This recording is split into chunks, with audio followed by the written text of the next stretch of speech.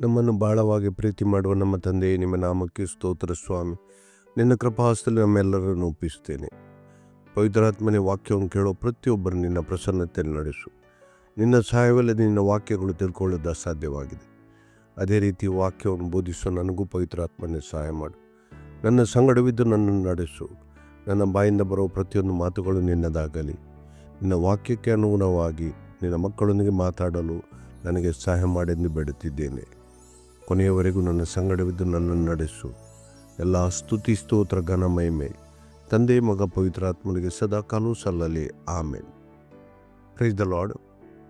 ನಾವು ಯಾಕೋಬನ ಪತ್ರಿಕೆಯನ್ನು ಧ್ಯಾನಿಸುತ್ತಾ ಬಂದಿದ್ದೇವೆ. ಕಳೆದು ಹೋದ ದಿನಗಳಲ್ಲಿ 3 ಸಂಗತಿಗಳನ್ನು ನಾವು ಆಧಾರ ಮಾಡಿಕೊಂಡು ಧ್ಯಾನಿಸಿದೆವು. ಅದರಲ್ಲಿ ಮೊದಲನೇದಾಗಿ ನಾವು ಕಷ್ಟದಲ್ಲಿ ಕೂಡ ಸಂತೋಷವುಳ್ಳವರು, ಸಂಕಷ್ಟಗಳಲ್ಲಿ ಕೂಡ ನಾವು ಸಂತೋಷವುಳ್ಳವರಾಗಬೇಕು ಅಂತ ಹೇಳಿ, ಎರಡನೇದು ಶೋಧನೆಯನ್ನು ನಾವು ಜಯಿಸುವವರಾಗಬೇಕು, ಇದಕ್ಕೆ ಸಂಬಂಧಪಟ್ಟು ನಾವು ಧ್ಯಾನಿಸಿದೆವು. ಮೂರನೇ ಸಂಗತಿ, ನಾವು ಕೇವಲ ವಾಕ್ಯವನ್ನು ಕೇಳುವವರು ಮಾತ್ರ ಆಗದೆ ವಾಕ್ಯದ ಪ್ರಕಾರ ನಡೆಯೋರಾಗಬೇಕು, ಇದಕ್ಕೆ ಸಂಬಂಧಪಟ್ಟು ಕೂಡ ನಾವು ಧ್ಯಾನಿಸಿದ್ದೇವೆ. ಆದ್ದರಿಂದ ಅದರ ಮುಂದುವರಿದ ಭಾಗವಾಗಿ ನಾವು ಇವತ್ತು ಯಾಕೋಬನ ಪತ್ರಿಕೆಯಲ್ಲಿ 2ನೇ ಅಧ್ಯಾಯ 1ರಿಂದ 13 ತನಕ ಇವತ್ತು ನಾವು ಧ್ಯಾನಿಸೋಣ. ಯಾಕೋಬನ ಪತ್ರಿಕೆ 2ನೇ ಅಧ್ಯಾಯ 1ರಿಂದ 13. ನನ್ನ ಸಹೋದರರೇ, ಪ್ರಭಾವವುಳ್ಳ ನಮ್ಮ ಕರ್ತನಾದ ಯೇಸು ಕ್ರಿಸ್ತನಲ್ಲಿ ನಂಬಿಕೆ ಇಟ್ಟವರಾದ ನೀವು ಪಕ್ಷಪಾತಿಗಳಾಗಿರಬಾರದು.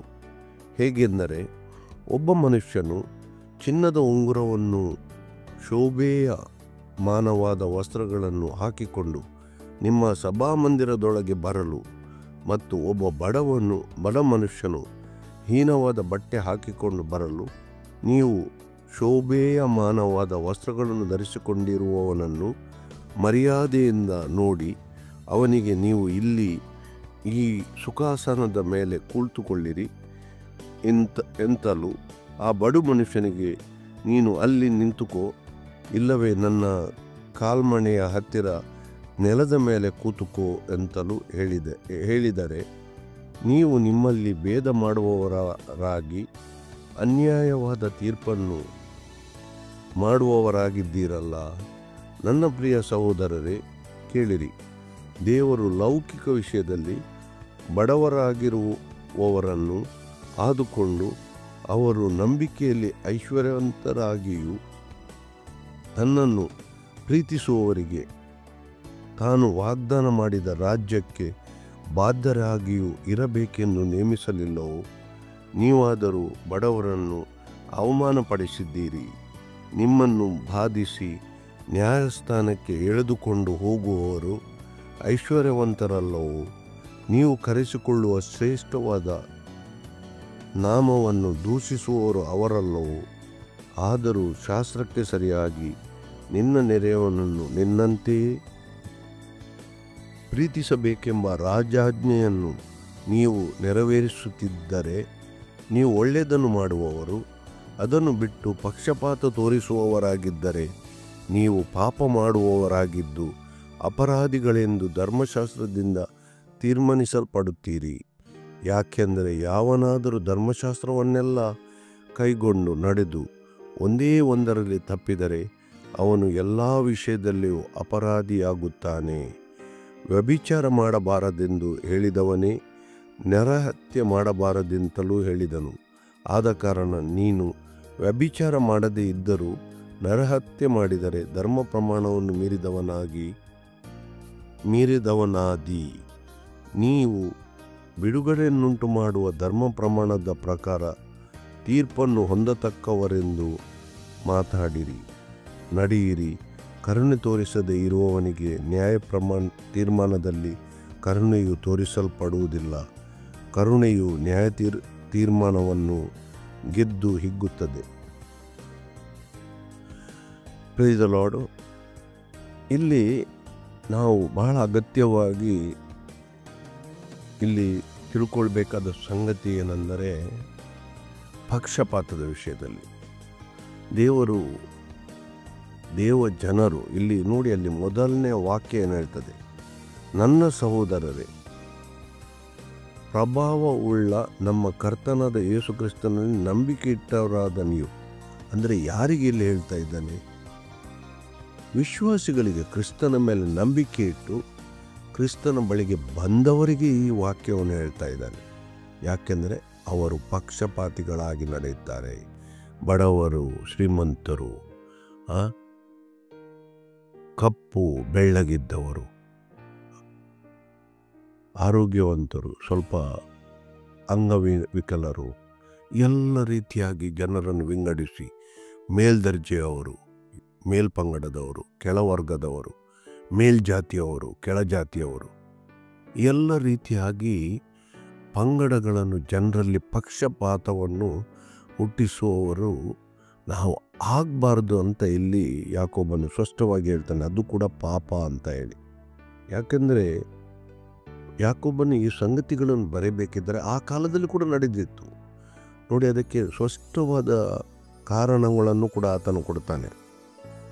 ನಾವು ದೇವರ ವಾಕ್ಯವನ್ನು ತಿಳಿದು, ದೇವರ ವಾಕ್ಯವನ್ನು ಅರಿತು, ದೇವರಲ್ಲಿ ನಂಬಿಕೆ ಇಟ್ಟು, ವಿಶ್ವಾಸದಲ್ಲಿ ಬೆಳೆದು ನಾವು ಇತರರನ್ನು ಹೇಗೆ ನಡೆಸಿಕೊಂಡು ಹೋಗ್ತೇವೆ, ಇದನ್ನು ಬಹಳ ಜಾಗೃತಿಯಾಗಿ ನಾವು ತಿಳ್ಕೊಳ್ಬೇಕಾದ ಸಂಗತಿಯಾಗಿದೆ. ನಮಗೆ ಅನುಕೂಲವಾದವರ ವಿಷಯದಲ್ಲಿ ಒಳ್ಳೆ ಮಾತಾಡೋದು, ನಮಗೆ ಅನುಕೂಲ ಇಲ್ಲದವರ ವಿಷಯದಲ್ಲಿ, ಅವರ ಹಳೆಯ ಸ್ವಭಾವದಲ್ಲಿ ಏನಾದರೂ ತಪ್ಪುಗಳಿದ್ದರೆ ಅದನ್ನು ಪುನಃ ಅವರ ವಿಷಯದಲ್ಲಿ ನಾವು ಅವರಿಗೆ ಬೊಟ್ಟು ತೋರಿಸಿ ಅವರು ಅಂಥವರು ಇಂಥವರು ಅಂತ ಹೇಳೋದು, ಎಲ್ಲ ಸಂಗತಿಗಳು ಪಕ್ಷಪಾತಕ್ಕೆ ಸಂಬಂಧಪಡ್ತವೆ. ನಮಗೆ ಒಳ್ಳೆ ರೀತಿಯಾಗಿ ನಮ್ಮನ್ನು ಹೊಗಳುವವರು ಅವರನ್ನು ಒಳ್ಳೆಯವರಂತ ಹೇಳೋದು, ನಮಗೆ ಸ್ವಲ್ಪ ಪ್ರಶ್ನೆ ಮಾಡುವವರು ಅಥವಾ ನಮಗೆ ಏನಾದರೂ ಮಾಡೋ ಅವರ ವಿಷಯದಲ್ಲಿ ಕೆಟ್ಟ ಮಾತಾಡೋದು, ಈ ರೀತಿಯ ಭೇದ ಭಾವಗಳು ನಾವು ಸಭೆಯಲ್ಲಿ ಬಹಳ ನೋಡ್ತಾ ಇದ್ದೇವೆ. ಅನೇಕ ಸೇವಕರಲ್ಲಿ ಕೂಡ ಇದೆ. ಅದಕ್ಕಾಗಿ ಇಲ್ಲಿ ಯಾಕೋಬನು ಪ್ರಸ್ತಾಪನೆ ಮಾಡುವಾಗ ಸೇವಕರು ಆ ಪಕ್ಷಪಾತ ಮಾಡಿದ್ದಂತ ಬರೆಯುತ್ತಿದ್ದಾರೆ. ಆದ್ದರಿಂದ ನಾವು ಬಹಳ ಅಗತ್ಯವಾಗಿ ನಾವು ಪ್ರತಿಯೊಬ್ಬ ವಿಶ್ವಾಸಿಗಳು ನಮ್ಮಲ್ಲಿ ಪಕ್ಷಪಾತದ ಒಂದು ಪಾಪ ನಮ್ಮಲ್ಲಿ ಎಂದಿಗೂ ಇರಬಾರ್ದು. ಇದೊಂದು ಪಾಪ ಅಂತ ಇಲ್ಲಿ ದೇವರ ವಾಕ್ಯದಲ್ಲಿ ಹೇಳ್ತದೆ. ಇದಕ್ಕಾಗಿ ನಾವು ಬಹಳ ಎಚ್ಚರಿಕೆಯಿಂದ ನಮ್ಮ ಸುತ್ತಮುತ್ತಲಿರುವ ಜನರನ್ನು, ನಮ್ಮ ಅನ್ಯೂನತೆಯಲ್ಲಿರುವ ಜನರನ್ನು, ಅವರು ವಿಶ್ವಾಸಿಗಳಾಗಲಿ ಅವಿಶ್ವಾಸಿಗಳಾಗಲಿ, ಅವರನ್ನು ನಾವು ಹೇಗೆ ನಡೆಸಿಕೊಂಡು ಹೋಗ್ತೇವೆ, ಈ ಸಂಗತಿಗಳಲ್ಲಿ ಬಹಳ ಎಚ್ಚರಿಕೆಯಿಂದ ನಾವು ಇರುವುದು ಬಹಳ ಅಗತ್ಯವಾಗಿದೆ. ನಮಗೆ ಲೋಕದವರ ಒಟ್ಟಿಗೆ ಲೋಕದವರು ಏನು ಮಾಡ್ತಾರಂತ ಬೇಡ. ನಾವು ವಿಶ್ವಾಸಿಗಳು, ನಾವು ದೇವರ ವಾಕ್ಯ ಪ್ರಕಾರ ನಡೀತೇವ, ಇದರಲ್ಲಿ ನಾವು ಅನೇಕ ಜನರು ತಪ್ಪುವುದುಂಟು.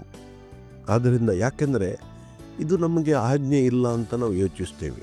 ಇಲ್ಲ, ದೇವರ ವಾಕ್ಯದಲ್ಲಿ ಇವತ್ತು ನೋಡಿ, ದೇವರು ನಮಗೆ ಅದ್ಭುತ ರೀತಿಯಲ್ಲಿ ಒಂದೊಂದು ಹೆಜ್ಜೆ ಹೇಗೆ ನಡೆಸ್ಕೊಂಡು ಹೋಗ್ತಾನೆ ನೋಡಿ. ಎಷ್ಟೊಂದು ಗೂಢಾರ್ಥದ ಒಂದು ಸಂಗತಿಗಳನ್ನು ತಿಳಿಯಪಡಿಸ್ತಾನೆ ನೋಡಿ. ಯಾಕೆ? ದೇವರು ನಮ್ಮನ್ನು ಪ್ರೀತಿಸ್ತಾ ಇದ್ದಾನೆ. ಈ ಪಕ್ಷಪಾತ, ನಾನು ಇವತ್ತು ಪಕ್ಷಪಾತದ ವಿಷಯದಲ್ಲಿ ಯಾರು ಸೇವಕರು ಹೇಳಿದ್ದನ್ನು ನಾನು ಕೇಳಲಿಲ್ಲ. ಇವತ್ತು ದೇವರು ನಮ್ಮೊಂದಿಗೆ ಆ ಸಂಗತಿಗಳನ್ನು ಕೂಡ ಮಾತಾಡ್ತಾರೆ.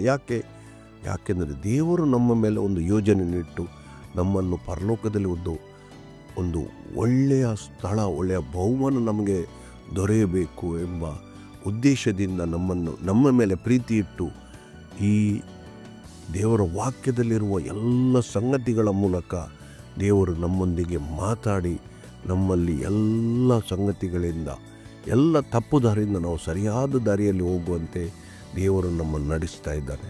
ಅದಕ್ಕಾಗಿ ದೇವರಿಗೆ ಎಷ್ಟು ಸ್ತೋತ್ರ ಕೊಟ್ಟರೂ ಕೂಡ ಸಾಲದು. ನಾವು ಎಲ್ಲ ವಾಕ್ಯಗಳನ್ನು ಗೊತ್ತಿ, ಇಡೀ ಬೈಬಲೇ ನಮ್ಮ ಹತ್ರ ಬಾಯಾಟ ಬರ್ತದೆ ಅಂತ ಹೇಳಿ ದೊಡ್ಡ ದೊಡ್ಡ ಪ್ರಸಂಗಗಳನ್ನು ನಾವು ಮಾಡಿ, ಒಂದು ವೇಳೆ ನಾವು ನಮ್ಮ ನೆರೆಕರೆಯವರ ಹತ್ರ ನಾವು ಇತರರೊಂದಿಗೆ ಸರಿಯಾಗಿ ನಡೆದುಕೊಳ್ಳದಿದ್ದರೆ ನಾವು ಮಾಡುವ ಪ್ರಾರ್ಥನೆ, ನಾವು ಮಾಡುವ ಪ್ರಸಂಗಗಳು, ನಾವು ಮಾಡುವ ಎಲ್ಲ ಸುವಾರ್ತೆ ಕಾರ್ಯಗಳು ವ್ಯರ್ಥ. ಸ್ಪಷ್ಟವಾಗಿ ತಿಳ್ಕೊಳ್ಳಿ. ಯಾಕೆಂದರೆ ಈ ಎಲ್ಲ ಸಂಗತಿಗಳ ಮೂಲಕ ನಾವು ದೇವರ ಬೆಳಕಾಗಲಿಕ್ಕೆ ಸಾಧ್ಯ ಆಗ್ತದೆ ನೋಡಿ. ಮತ್ತೇನು ಸುವಾರ್ತೆಯಲ್ಲಿ ಯೇಸು ಮೊದಲು ಹೇಳಿದ ಆಜ್ಞೆ, ನೀವು ಲೋಕಕ್ಕೆ ಬೆಳಕಾಗಿದೆ.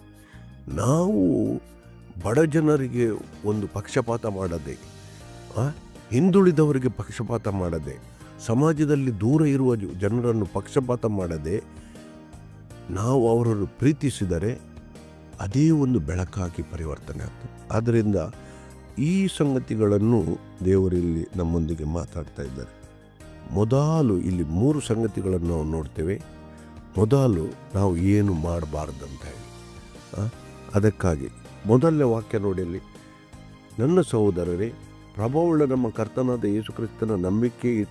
ಯೇಸು ಕ್ರಿಸ್ತನಲ್ಲಿ ನಂಬಿಕೆ ಇಟ್ಟವರಾದ ನೀವು ಪಕ್ಷಪಾತಿಗಳಾಗಬಾರದು. ನೋಡಿ, ನಾವು ಪಕ್ಷಪಾತಿಗಳಾಗಬಾರದು, ಯಾರ ವಿಷಯದ ಪಕ್ಷಪಾತ ಮಾಡಬಾರದು. ಇದು ಮೊದಲನೇ ಸಂಗತಿಯಾಗಿದೆ. ಈಗ ಇಲ್ಲಿ ಪಕ್ಷಪಾತಿಗಳಾಗಬಾರದು ಅಂತ ಹೇಳುವಾಗ ಈ ಗ್ರೀಕ್ ಪದದಲ್ಲಿ 2 ವಿಷಯಗಳು ಅಲ್ಲಿ ಅಡಕವಾಗಿದೆ. ಒಂದು ನಂಬಿಕೆ, ಇನ್ನೊಂದು ನಾವು ನಡೆದುಕೊಳ್ಳುವ ರೀತಿ. 2 ಸಂಗತಿಗಳಾಗಿವೆ. ನಾವು ನಂಬಿಕೆ ಇದ್ದವರಂತ ಹೇಳಿ, ಒಂದು ವೇಳೆ ನಾವು ನಂಬಿಕೆ ಇಟ್ಟಿದ್ದೇವಂತ ಹೇಳಿ, ದೇವರ ವಾಕ್ಯದಲ್ಲಿ ಅಥವಾ ದೇವರ ಮೇಲೆ ನಂಬಿಕೆ ಇಟ್ಟಿದ್ದೇವಂತ ಹೇಳಿ ನಾವು ದೇವರ ಬೋಧನೆಯನ್ನು ನಾವು ಸರಿಯಾಗಿ ನಡೆಯದಿಲ್ಲದರೆ ನಮ್ಮ ನಂಬಿಕೆ ಅದು ವ್ಯರ್ಥ ಅಂತ ಹೇಳಿ ಪೌಲನು ಅದೇ ವಿಷಯವನ್ನು ಇಲ್ಲಿ ಯಾಕೋಬನು ಕೂಡ ಅಲ್ಲಿ ಪ್ರಸ್ತಾಪಿಸ್ತಾನೆ. ಕಾರ್ಯಗಳಿಲ್ಲದ ನಂಬಿಕೆ ವ್ಯರ್ಥ ಅಂತ ಹೇಳಿ. ಆದ್ದರಿಂದ ನಮ್ಮ ನಂಬಿಕೆ ಮತ್ತು ನಾವು ನಡೆದುಕೊಳ್ಳುವ ರೀತಿ, ನಾವು ಇತರರನ್ನು ಯಾವ ರೀತಿಯಾಗಿ ನಡೆಸ್ತೇವೆ, ಇದು ಬಹಳ ಅಗತ್ಯವಾಗಿದೆ. ನಾವು ಇತರರನ್ನು ಯಾವ ರೀತಿಯಾಗಿ ಗೌರವಿಸ್ತೇವೆ ಅಂತ ಹೇಳಿ. ಕ್ರಿಸ್ತನ ಮೇಲೆ ನಂಬಿಕೆ ಇಟ್ಟು ಒಂದು ವೇಳೆ ನಾವು ಇತರರನ್ನು ಗೌರವಿಸುವುದಿಲ್ಲವಾದರೆ ನಮ್ಮ ನಂಬಿಕೆ ವ್ಯರ್ಥವಾದದ್ದಾಗಿದೆ. ಅದರಿಂದ ಬಹಳ ಎಚ್ಚರಿಕೆಯಿಂದ ನಾವು ನೋಡಬೇಕು. ನಾವು ಮನುಷ್ಯರು ಏನು ಹೊರಗಿನ ತೋರಿಕೆಯನ್ನು ನೋಡಿ ನಾವು ಪಕ್ಷಪಾತ ಮಾಡುವವರಾಗಬಾರ್ದು. ಯಾಕೆಂದರೆ ಯೇಸು ಪ್ರತಿಯೊಬ್ಬರ ಹೃದಯವನ್ನು ಬಲ್ಲಾತನು, ಆತನು ಪ್ರತಿಯೊಬ್ಬರ ಹೃದಯವನ್ನು ನೋಡಿದಾತನು. ಈಗ ಈ ಎಲ್ಲ ಸಂಗತಿಗಳಿಗೆ ನಮಗೆ ಯೇಸು ಒಂದು ಮಾದರಿಯಾಗಿದ್ದಾನೆ. ಅದನ್ನು ನಾವು ಮಾರ್ಕನ ಸುವಾರ್ತೆಯಲ್ಲಿ ನಾವು ನೋಡ್ತೇವೆ. ಅಲ್ಲಿ ಸಮಾರ್ಯದ ಸ್ತ್ರೀಯೊಂದಿಗೆ ಯೇಸು ಅಲ್ಲಿ ನೀರು ಕೇಳಲಿಕ್ಕೆ ಹೋದದ್ದು. ಈಗ ಸಮಾರ್ಯದವರು, ಅದರ ವಿಷಯದಲ್ಲಿ ನಾನು ಧ್ಯಾನ ಮಾಡಿದ್ದೇನೆ, ಅವರನ್ನು ಇಸ್ರೇಲ್ ಜನರು ಕೀಳು ಮಟ್ಟದ ಜನರಂತೂ ಹೆಚ್ಚಿಸ್ತಿದ್ದಾರೆ. ಅದಕ್ಕಾಗಿ ಅವರು ಏನು ಆಲಯಕ್ಕೆ, ಅಲ್ಲಿ ದೇವರ ಆಲಯಕ್ಕೆ ಬರ್ತಿರಲಿಲ್ಲ. ಅವರು ಬೆಟ್ಟದ ಮೇಲೆ ಇರುವ ಆಲಯಕ್ಕೆ ಹೋಗ್ತಿದ್ರು. ಅದೊಂದು ಬೇರೆ ದೇಶವಾಗಿ ಅಥವಾ ಬೇರೆ ಒಂದು ಪ್ರದೇಶವಾಗಿ ಅವರೊಂದಿಗೆ ಯಾವ ಸಂಬಂಧವನ್ನು ಇಸ್ರೇಲರು ಇಟ್ಟಿರಲಿಲ್ಲ. ಇದು ಈಗ ನಮ್ಮಲ್ಲಿ ನಾವು ನೋಡ್ತೇವೆ. ನಿಮ್ಮ ಹಳ್ಳಿಗಳಲ್ಲೆಲ್ಲ, ಆ ಕಡೆ ಉತ್ತರ ಕರ್ನಾಟಕ, ನಮ್ಮಲ್ಲಿ ದಕ್ಷಿಣ ಮಂಗಳೂರಲ್ಲಿ ಅಂಥದ್ದೆಲ್ಲ ಈಗ ಇಲ್ಲ. ಆದರೂ ಕೆಲವು ವರ್ಷಗಳ ಮೊದಲು ಇತ್ತು. ಈಗ ಕೂಡ ಸ್ವಲ್ಪ ಬದಲಾವಣೆ ಆಗಿದೆ. ಈ ಕೀಳು ಜಾತಿಯವರು ಅವರು ಒಂದೇ ಪ್ರದೇಶದಲ್ಲಿ ವಾಸ ಮಾಡ್ತಾರೆ. ಆ ಪ್ರದೇಶದಲ್ಲಿ ಬೇರೆ ಯಾವ ಜಾತಿಯವರು ಅಲ್ಲಿ ಜಾಗ ತಗೊಳ್ಳೋದಿಲ್ಲ, ಅವರೊಟ್ಟಿಗೆ ಇರೋದಿಲ್ಲ. ಅವರು ಒಂದು ಕಾಲನಿಯಾಗಿ ಎಲ್ಲ SC ST ಇದರು, ಪರಿಶಿಷ್ಟ ಜಾತಿ, ಪರಿಶಿಷ್ಟ ಪಂಗಡದವರು, ಇವರೆಲ್ಲ ಅವರಿಗೆ ಊರಿನಲ್ಲಿ ಒಂದು ಬೇರೆ ಒಂದು ನಿಗದಿತ ಇಂಥ ರೀತಿಯ ಪಕ್ಷಪಾತಗಳಿತ್ತು. ಅದೇ ರೀತಿಯಾಗಿ ಆ ಸಮಯದಲ್ಲಿ ಕೂಡ ಇಸ್ರಾಯೇಲರು ಈ ಸಮಾರ್ಯದವರೆಂದರೆ ಅವರು ನಂಬಿಕೆಯಲ್ಲಿ ಮತ್ತೆ ಬಂದವರು ಅಥವಾ ಅವರನ್ನು ಸ್ವಲ್ಪ ಕೀಳುಮಟ್ಟದ ಜನರು ಅಂತ ಹೇಳಿ ಅವರನ್ನು ಬೇರ್ಪಡಿಸಿದ್ದರು. ಆದರೆ ಯೇಸು ಅವರನ್ನು ಎಂದಿಗೂ ಪಕ್ಷಪಾತ ಮಾಡದೆ ಅವರೊಂದಿಗೂ ಕೂಡ ಒಳ್ಳೆಯ ರೀತಿ ನಡೆದದ್ದು. ಅದು ಸಮಾರ್ಯದ ಸ್ತ್ರೀಯ ಮೂಲಕ ನಾವು ಅದನ್ನು ತಿಳ್ಕೊಳ್ತೇವೆ, ಒಂದು ಸಂಗತಿ. ಎರಡನೇದ್ದು, ನಾವು ಯೋಹಾನನ ಸುವಾರ್ತೆ 4ನೇ ಅಧ್ಯಾಯದಲ್ಲಿ ಅಲ್ಲಿ ನೋಡ್ತೇವೆ. ನೋಡಿ, ಅಲ್ಲಿ ಬಡ ವಿಧವೆ ಹಾಕಿದ ಕಾಣಿಕೆ ಮತ್ತು ಶ್ರೀಮಂತರ ಕಾಣಿಕೆ, ಅವರ ಇಬ್ಬರ ವಿಷಯದಲ್ಲಿ ನೋಡಿ, ಯೇಸು ಆ ಬಡ ವಿಧವೆ ಕಾಣಿಕೆ ಹಾಕಿದ್ದೇ ದೊಡ್ಡದು. ಯಾಕೆ? ಆಕೆ ಇದ್ದದರಲ್ಲಿ ಎಲ್ಲವನ್ನು ಹಾಕಿದರು. ಈಗ ಅಲ್ಲಿ ದೇವಾಲಯದಲ್ಲಿ ಕೂಡ ಏನಾಗ್ತಿತ್ತು, ಶ್ರೀಮಂತರು ತಾವು ತೋರ್ಪಡಿಸಲಿಕ್ಕೆ ದೊಡ್ಡ ಕಾಣಿಕೆ ಹಾಕುವಾಗ ದೊಡ್ಡ ಎಲ್ಲರೂ ನೋಡಬೇಕಂತ ರೀತಿಯ ಕಾಣಿಕೆ ಹಾಕ್ತಿದ್ರು. ಆದರೆ ಆ ಬಡ ವಿಧವೆ ಬಹಳ ಕಣ್ಣೆತ್ತಿ ನೋಡಲಿಕ್ಕೆ ಸಾಧ್ಯ ಆಗದೆ. ಅದು ಭಾಳ ಸ್ವಲ್ಪ ಹಾಕಿದಳು. ನೋಡಿದವರಿಗೆ ಆಕೆ ಏನು ಹಾಕಲಿಲ್ಲ ಅಂತ ಅನಿಸ್ಬೋದು. ಆದರೆ ಯೇಸು ಆಕೆ ಕೊಟ್ಟದ್ದು ಎಲ್ಲರಿಗಿಂತ ಹೆಚ್ಚಂತ ಹೇಳ್ತಾರೆ. ಅಂದರೆ ಯೇಸು ಆ ಹೃದಯವನ್ನು ಬಲ್ಲಾದ್ದರಿಂದ ಬಡವರನ್ನು ಎಂದಿಗೂ ಪಕ್ಷಪಾತ ಮಾಡಲಿಲ್ಲ. ಅದಕ್ಕಾಗಿ ನಾವು ಈ ಸಂಗತಿಗಳನ್ನು ಮೊದಲು ನಾವು ಪಕ್ಷಪಾತಿಗಳಾಗಬಾರ್ದು. ಈಗ ಯಾವ ರೀತಿಯಾಗಿ ನಾವು ಪಕ್ಷಪಾತಿ ಆಗಿದ್ದೇವೆ ಇದರ ವಿಷಯದಲ್ಲಿ ಅಲ್ಲಿ ಯಾಕೋಬನು ಮಾತಾಡ್ತಾನೆ. ಎರಡನೇ ಸಂಗತಿ ಯಾವ ರೀತಿಯಾಗಿ ಪಕ್ಷಪಾತಿಗಳಾಗ್ತೇವೆ ಅಂತೇಳಿ ನೋಡಿ. ಅಲ್ಲಿ 2ನೇ ವಾಕ್ಯದಿಂದ ನೋಡಿ, ಪಕ್ಷಪಾತಿಗಳಾಗಿರಬಾರದು. ಹೇಗೆಂದರೆ ಒಬ್ಬ ಮನುಷ್ಯನು ಚಿನ್ನದ ಉಂಗುರವನ್ನು ಶೋಭಾಯಮಾನವಾದ ವಸ್ತ್ರಗಳನ್ನು ಹಾಕಿಕೊಂಡು ನಿಮ್ಮ ಸಭಾಮಂದಿರದೊಳಗೆ ಬರಲು ಒಬ್ಬ ಬಡ ಮನುಷ್ಯನು ಹೀನವಾದ ಬಟ್ಟೆಯನ್ನು ಹಾಕಿಕೊಂಡು ಬರಲು ನೀವು ನೋಡಿ. ಇದನ್ನು ಈಗ ಯಾರ ವಿಷಯದಲ್ಲಿ ಪ್ರಸ್ತಾಪ? ಸೇವಕರ ವಿಷಯದಲ್ಲಿ. ಸಭಾಮಂದಿರಕ್ಕೆ ಬಂದಾಗ ನಾನು ಭಾಳ ಇದು ನೋಡಿದ್ದೇನೆ. ನೀವು ಅನೇಕ ಸೇವಕರು, ಬಡವರು ಬಂದರೆ ಅವರಿಗೆ ಅಲ್ಲೇ ಕೂರಿಸುವುದು, ಶ್ರೀಮಂತರು ಬಂದರೆ ಅವರಿಗೆ ಪ್ರಾರ್ಥನೆ ಮಾಡಲಿಕ್ಕೆ ಹೇಳೋದು, ಅವರನ್ನು ಮುಂದೆ ಬರಲಿಕ್ಕೆ ಹೇಳೋದು, ಅವರು ಯಾವುದೇ ಆ ಆರಾಧನೆಯ ಕಾರ್ಯದಲ್ಲಿ ಅವರನ್ನು ನಡೆಸುವುದು, ಹಾಡಲಿಕ್ಕೆ ಶ್ರೀಮಂತರ ಮಕ್ಕಳು ಅಥವಾ ಶ್ರೀಮಂತರು, ಬಡವರಿಗೆ ಅಲ್ಲಿ ಯಾವ ಇದಿಲ್ಲ. ಇಂಥ ಎಲ್ಲ ಭಾಳ ಪಕ್ಷಪಾತಗಳು ನಡೀತವೆ. ಹೆಚ್ಚು ಹಣ ಕೊಡುವವರಿಗೆ ಪ್ರಾಧಾನ್ಯ, ಕೆಲವು ಕಡೆ ಹೆಚ್ಚು ಹಣ ಕೊಟ್ಟವರಿಗೆ ಪ್ರವಾದಿಗಳಂತ ಹೇಳಿ ಕೂಡ ನಾಮಕರಣ ಮಾಡಿದ್ದಿದೆ. ಇಂಥ ಎಲ್ಲ ಸಂಗತಿಗಳು ಸಭೆಯಲ್ಲಿ ನಡೆಯುತ್ತವೆ. ಭಾಳ ಎಚ್ಚರಿಕೆಯಿಂದ ನಾವು ಇರಬೇಕು. ಇಲ್ಲಿ ನೋಡಿ, ಅದಕ್ಕಾಗಿ ಯಾಕೋಬನು ಸಭೆಯ ವಿಷಯದಲ್ಲಿ ಹೇಳ್ತಾನೆ.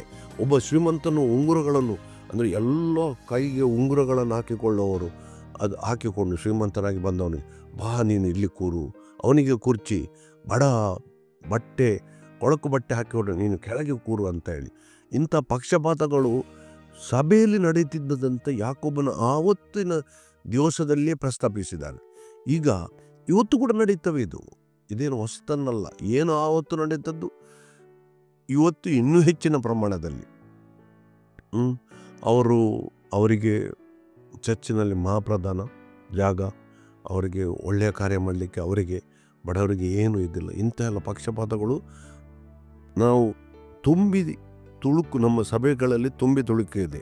ಆದ್ದರಿಂದ ಇದಕ್ಕೆ ಯಾವ ರೀತಿಯಾಗಿ ನಾವು ಪಕ್ಷಪಾತಿಗಳಾಗ್ತೇವೆ ಅಂತ ಹೇಳಿ, ಇದೇ ರೀತಿಯಾಗಿ ನಾವು ಸಾಮಾನ್ಯ ವಿಶ್ವಾಸಿಗಳು ಕೂಡ ಬಡವರಿಗೆ ಒಂದು ರೀತಿಯಾಗಿ ನಡೆಸಿಕೊಳ್ಳುವುದು, ಶ್ರೀಮಂತರು ಒಂದು ರೀತಿಯಲ್ಲಿ ನಡೆಸಿಕೊಳ್ಳುವುದು, ಅವರ ಮಧ್ಯದಲ್ಲಿ ವ್ಯತ್ಯಾಸಗಳನ್ನು ಸೃಷ್ಟಿಸುವುದು, ಅಥವಾ ನಮಗೆ ಅನುಕೂಲ ಇದ್ದವರು, ನಾವು ಒಂದೊಂದು ಸಲ ಬಡವರು ಶ್ರೀಮಂತರಂತ ನೋಡೋದಿಲ್ಲ, ನಾವು ಏನು ಮಾಡ್ತೀವಿ, ನಮಗೆ ಅನುಕೂಲ ಇರುವವರನ್ನು ಒಳ್ಳೆಯವರಂತ ಹೇಳೋದು, ನಮಗೆ ಅನುಕೂಲ ಇಲ್ಲದವರನ್ನು ದೂಷಿಸುವುದು, ಇದು ಕೂಡ ಪಕ್ಷಪಾತನೇ.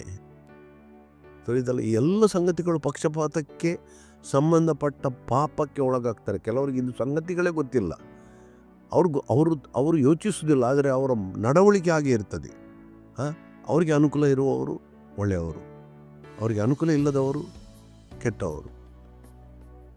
ಇದೆಲ್ಲ ಪಕ್ಷಪಾತಕ್ಕೆ ಸಂಬಂಧಪಟ್ಟದ್ದು. ಆದ್ದರಿಂದ ಎರಡನೇದಾಗಿ ಯಾವ ಕಾರಣಕ್ಕೆ ಪಕ್ಷಪಾತಿಗಳಾಗಿದ್ದೇವೆ ಅಂತ ಹೇಳಿ ಅಲ್ಲಿ ಹೇಳ್ತದೆ. ಮೂರನೇದ್ದು ಇಲ್ಲಿ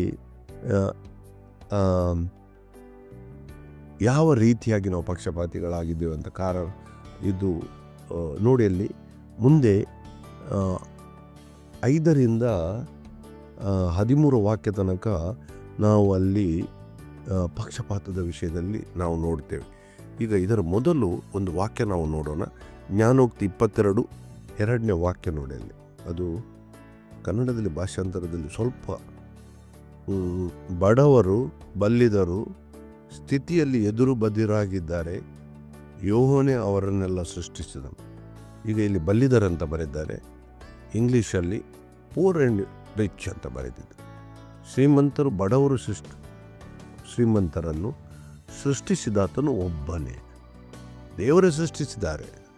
ಆದ್ದರಿಂದ ನಾವು ಯೋಚಿಸುವುದು ಬೇಡ, ದೇವರು ಬಡವರನ್ನು ಪಕ್ಷಪಾತ ಮಾಡಿ ಬಡವರಾಗಿ ಸೃಷ್ಟಿ ಮಾಡಿದ್ದಾರೆ.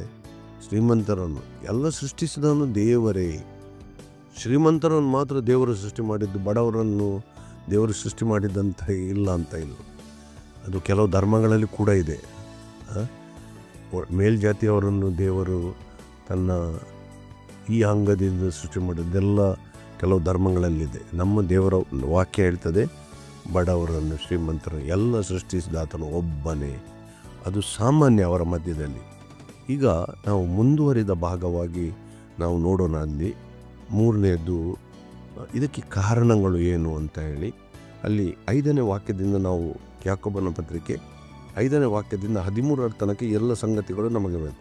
ನನ್ನ ಪ್ರಿಯ ಸಹೋದರರು ಕೇಳಿರಿ, ದೇವರು ಲೌಕಿಕ ವಿಷಯದಲ್ಲಿ ಬಡವರಾಗಿರುವವರನ್ನು ಆದುಕೊಂಡು ಅವರು ನಂಬಿಕೆಯಲ್ಲಿ ಐಶ್ವರ್ಯವಂತರಾಗಿಯೂ ತಮ್ಮನ್ನು ಪ್ರೀತಿಸುವವರಿಗೆ ತಾನು ವಾಗ್ದಾನ ಮಾಡಿದ ರಾಜ್ಯಕ್ಕೆ ಬಾಧ್ಯರಾಗಿಯೂ ಇರಬೇಕೆಂದು ನೇಮಿಸಲಿಲ್ಲವು. ನೋಡಿ, ಈಗ ಯಾಕೆ ನಾವು ಪಕ್ಷಪಾತ ಮಾಡಬಾರ್ದು? ದೇವರ ವಾಕ್ಯದಲ್ಲಿ ಅದಕ್ಕೆ ಕಾರಣ ನಾವು ಇಲ್ಲಿ ನೋಡ್ತೇವೆ. ಈಗ ಮೊದಲನೆಯದಾಗಿ ನಾವು ಥಿಯೋಲಾಜಿಕಲ್ ರೀಸನ್ ಅಂತ ಹೇಳ್ತೇವೆ, ಧರ್ಮಶಾಸ್ತ್ರದ ಆಧಾರದಲ್ಲಿ ಕಾರಣ. ಇದನ್ನು ಇಲ್ಲಿ ಏನು, ದೇವರಿಗೆ ಸಂಬಂಧಪಟ್ಟ ವಿಷಯದಲ್ಲಿ. ಈಗ ದೇವರವರನ್ನು ಬಡವರಾಗಿ ಸೃಷ್ಟಿ ಮಾಡಿರ್ಬೋದು, ಆದರೆ ದೇವರು ಅವರ ಮೇಲೆ ಕರುಣೆ ತೋರಿಸಿ ಅವರನ್ನು ನೋಡಿ. ಅಲ್ಲಿ 5ನೇ ವಾಕ್ಯ ನೋಡಿ, ನನ್ನ ಪ್ರಿಯ ಸಹೋದರರು ಕೇಳಿರಿ, ದೇವರು ಲೌಕಿಕ ವಿಷಯದಲ್ಲಿ ಅವರು ಬಡವರಾಗಿರ್ಬೋದು, ಆದರೆ ಅಂಥವರನ್ನು ಆದುಕೊಂಡು ನಂಬಿಕೆಯಲ್ಲಿ ಐಶ್ವರ್ಯವಂತರನ್ನಾಗಿ ತನ್ನನ್ನು ಪ್ರೀತಿಸುವವರಿಗೆ ವಾಗ್ದಾನ ಮಾಡಿದ ರಾಜ್ಯಕ್ಕೆ ಬಾಧ್ಯರಾಗಿಯೂ ಇರಬೇಕೆಂದು ನೇಮಿಸಲಿಲ್ಲವೇ? ಇವತ್ತು ಯಾರು ಹೆಚ್ಚು ದೇವರ ಬಳಿಗೆ ಬಂದಿದ್ದಾರೆ? ಯಾರು ದೇವರನ್ನ ಮೇಲೆ ನಂಬಿಕೆ ಇಟ್ಟಿದ್ದಾರೆ? ಯಾರು ದೇವರ ಸುವಾರ್ತೆಯನ್ನು ಕೇಳಿ ಕ್ರಿಸ್ತನ ಬಳಿಗೆ ಬಂದರು? ಬಡವರು. ದೇವರು ಅವರ ಮೇಲೆ ಕರುಣೆ ತೋರಿ ಅವರಿಗೆ ಕೃಪಾಪಾತ್ರರಾಗಬೇಕಂತ ಹೇಳಿ ತನ್ನ ಆತ್ಮನನ್ನು ಅವರ ಮೇಲೆ ಸುರಿಸಿ ಆ ಸುವಾರ್ತೆಯನ್ನು ಕೇಳಿದಾಗ ಅವರು ನಂಬಿಕೆ ಇಡುವಂತೆ ದೇವರೇ ಮಾಡಿದ್ದು ಕಾರ್ಯ. ಆದ್ದರಿಂದ ಲೌಕಿಕ ರೀತಿಯಲ್ಲಿ ಅವರು ಬಡವರಾಗಿರ್ಬೋದು, ಆದರೆ ಅವರು ಪರಲೋಕದ ಆತ್ಮಿಕ ಸಂಗತಿಗಳಲ್ಲಿ ಅವರು ಶ್ರೀಮಂತರಾಗಿದ್ದಾರೆ. ಇದನ್ನು ನಾವು ಸ್ಪಷ್ಟವಾಗಿ ತಿಳ್ಕೊಳ್ಬೇಕು. ಆದ್ದರಿಂದ ಬಡವರನ್ನು ಕೂಡ ದೇವರು ಪ್ರೀತಿಸಿದ್ದಾರೆ. ಆದ್ದರಿಂದ ನಾವು ಪಕ್ಷಪಾತಿಗಳು ಆಗಬಾರದು. ಇದು ಮೊದಲನೆಯ ಥಿಯೋಲಾಜಿಕಲ್ ರೀಸನ್ ಅಥವಾ ಧರ್ಮಶಾಸ್ತ್ರೀಯ ಕಾರಣ ಆಗಿದೆ. ನೋಡಿ, ಒಬ್ಬ ಸಾಧಾರಣ ಮನುಷ್ಯರನ್ನು ಕೂಡ ಎಷ್ಟು ಇವತ್ತು ನೋಡಿ, ಎಂಥ ಹಳ್ಳಿಗಳಲ್ಲಿ ಯಾರು ಹೋಗದ ಪ್ರದೇಶದಲ್ಲಿ ಕೂಡ ಇವತ್ತು ಸ್ವಾರ್ಥಗಳು ಸಾರಲ್ಪಡ್ತವೆ. ಯಾಕೆ? ದೇವರು ಅವರ ಮೇಲೆ ಪ್ರೀತಿಯನ್ನಿಟ್ಟು ತನ್ನ ಸುವಾರ್ತಿಕರನ್ನು ಅಥವಾ ತನ್ನ ಸೇವಕರನ್ನು ತನ್ನ ಪವಿತ್ರಾತ್ಮನ ಒಂದು ಪ್ರಸನ್ನತೆಯಲ್ಲಿ, ಪವಿತ್ರಾತ್ಮನ ಒಂದು ಪ್ರೇರಣೆಯಿಂದ ಆ ಸ್ಥಳಗಳಿಗೆ ದೇವರು ಕಳಿಸಿಕೊಡ್ತಾರೆ. ಅದು ದೇವರು ಅವರ ಮೇಲೆ ಇಟ್ಟ ಪ್ರೀತಿ ಅಲ್ಲವೋ? ಲೌಕಿಕ ರೀತಿಯಲ್ಲಿ ನಾವು ಯೋಚಿಸ್ಬೋದು, ಅವರು ಬಡವರು, ದೇವರವರನ್ನು ಪ್ರೀತಿ ಮಾಡಿಲ್ಲ. ನಿಜವಾಗಿ ಅಲ್ಲ. ಬಡವರ ಮೇಲೆ ದೇವರು ಹೆಚ್ಚು ಪ್ರೀತಿ ಮಾಡಿ ಅವರನ್ನು ದೇವರು ಪರಲೋಕದ ಬಾಧ್ಯಸ್ಥರನ್ನಾಗಿ ಮಾಡಿದ್ದಾರೆ. ಈಗ ಇಲ್ಲಿ ಲೌಕಿಕವಾಗಿ ನಾವು 4 ದಿವಸ ನಮ್ಮ ಪ್ರಯಾಣ, ಆದರೆ ಪರಲೋಕ ಅದು ನಿತ್ಯಕ್ಕೂ ನಾವು ವಾಸಿಸುವ ವಾಸಸ್ಥಳವಾಗಿದೆ. ದೇವರು ಅಂಥವರನ್ನು ಅಲ್ಲಿ ಯೋಗ್ಯರನ್ನಾಗಿ ಮಾಡಿದ್ದಾರೆ. ನೋಡಿ, ನಾವು ದೇವರ ಕೃಪೆಯಿಂದಲೇ ನಂಬಿಕೆ ಇಟ್ಟವರಾಗಿದ್ದೇವೆ. ಆದ್ದರಿಂದ ಆ ಕೃಪೆ ನಮಗೆ ದೇವರ ಕರುಣೆಯಿಂದ ಸಿಕ್ಕಿದ್ದಾಗಿದೆ. ನಾವು ಕೊರಿಂಥದವರಿಗೆ ಬರೆದ ಪತ್ರಿಕೆ, ಮೊದಲನೇ ಪತ್ರಿಕೆ, ಅಲ್ಲಿ 1ನೇ ಅಧ್ಯಾಯದಲ್ಲಿ ಇದಕ್ಕೆ ಸಂಬಂಧಪಟ್ಟ ಕೆಲವು ವಾಕ್ಯಗಳನ್ನಲ್ಲಿ ನೋಡ್ತೇವೆ. ಕೊನೆಯ ಭಾಗದಲ್ಲಿ ನೋಡಿ, ಅಲ್ಲಿ 26ನೇ ವಾಕ್ಯದಿಂದ, ಕೊರಿಂಥದವರಿಗೆ ಬರೆದ ಮೊದಲನೇ ಪತ್ರಿಕೆ 1ನೇ ಅಧ್ಯಾಯ ಅಲ್ಲಿ 26ನೇ ವಾಕ್ಯದಿಂದ ನೋಡಿ, ಸಹೋದರರೇ, ದೇವರು ನಿಮ್ಮನ್ನು ಕರೆದಾಗ ಎಂಥವರನ್ನು ಕರೆದದೆಂದು ಆಲೋಚಿಸಿರಿ.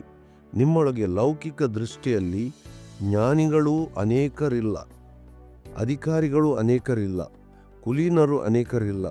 ದೇವರು ಜ್ಞಾನಿಗಳನ್ನು ನಾಚಿಕೆ ಪಡಿಸುವುದಕ್ಕಾಗಿ ಈ ಲೋಕದ ಬುದ್ಧಿಹೀನರನ್ನು ಆರಿಸಿಕೊಂಡಿದ್ದಾನೆ.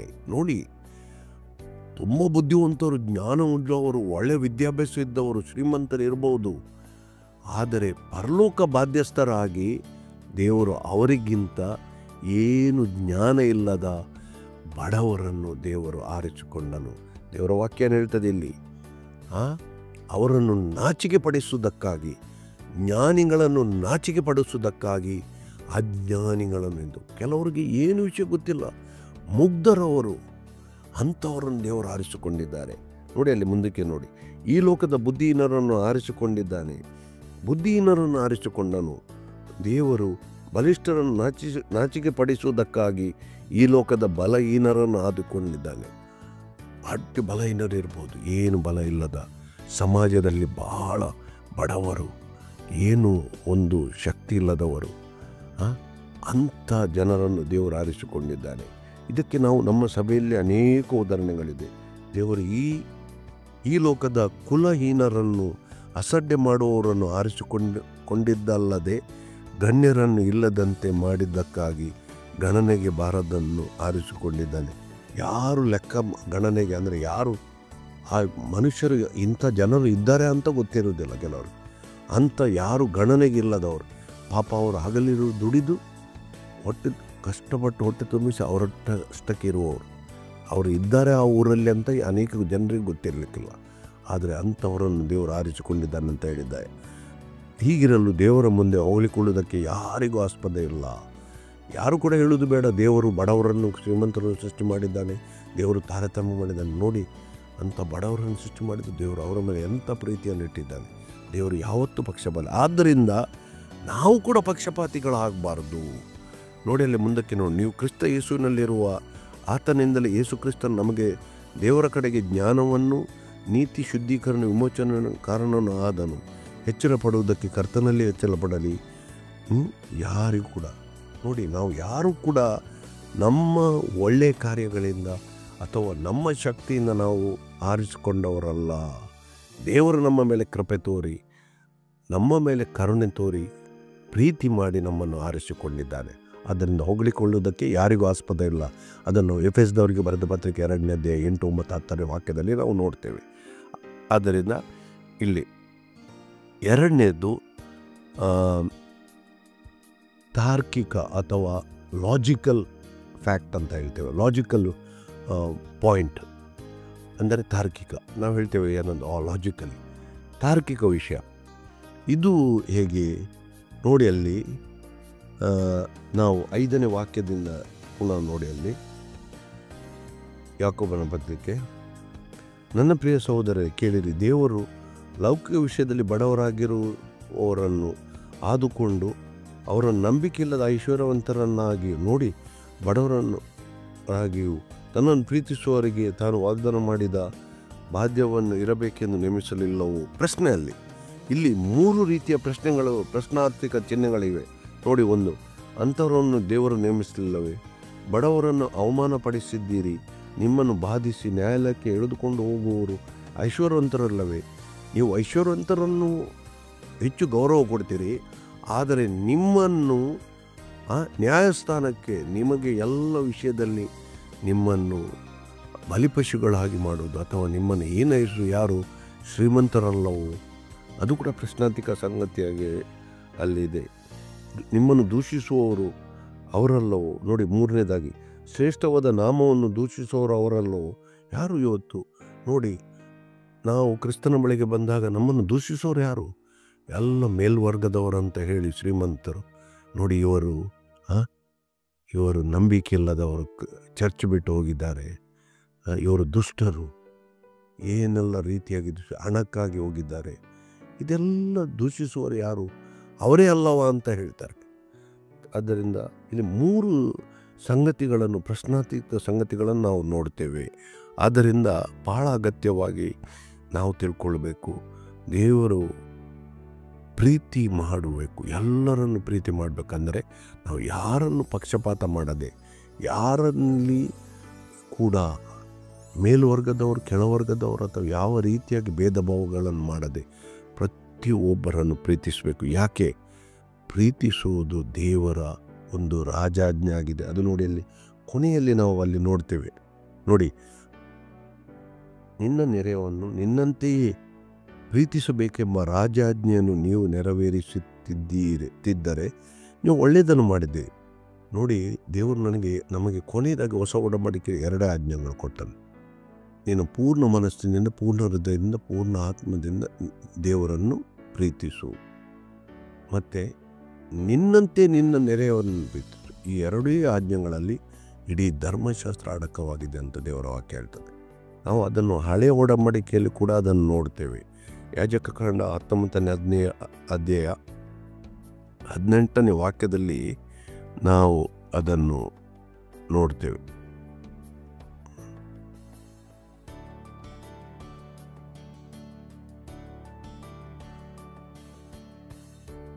ಹತ್ತೊಂಬತ್ತನೇ ಅಧ್ಯಾಯ 18ನೇ ವಾಕ್ಯ ನೋಡಿ, ಅಲ್ಲಿ ನಿಮ್ಮ ಸ್ವಜನರಲ್ಲಿ ಯಾರಿಗಾದರೂ ಕೇಡಿಗೆ ಕೇಡನ್ನು ಮಾಡದೆ, ಮನಸ್ಸಿನಲ್ಲಿ ಮತ್ಸರವನ್ನು ಇಟ್ಟುಕೊಳ್ಳದೆ, ನಿಮ್ಮ ನೆರೆಯವನು ನಿನ್ನಂತೆ ಪ್ರೀತಿಸಬೇಕು ಎಂದು ದೇವರ ಆಜ್ಞೆ ಕೊಟ್ಟಿದ್ದಾರೆ.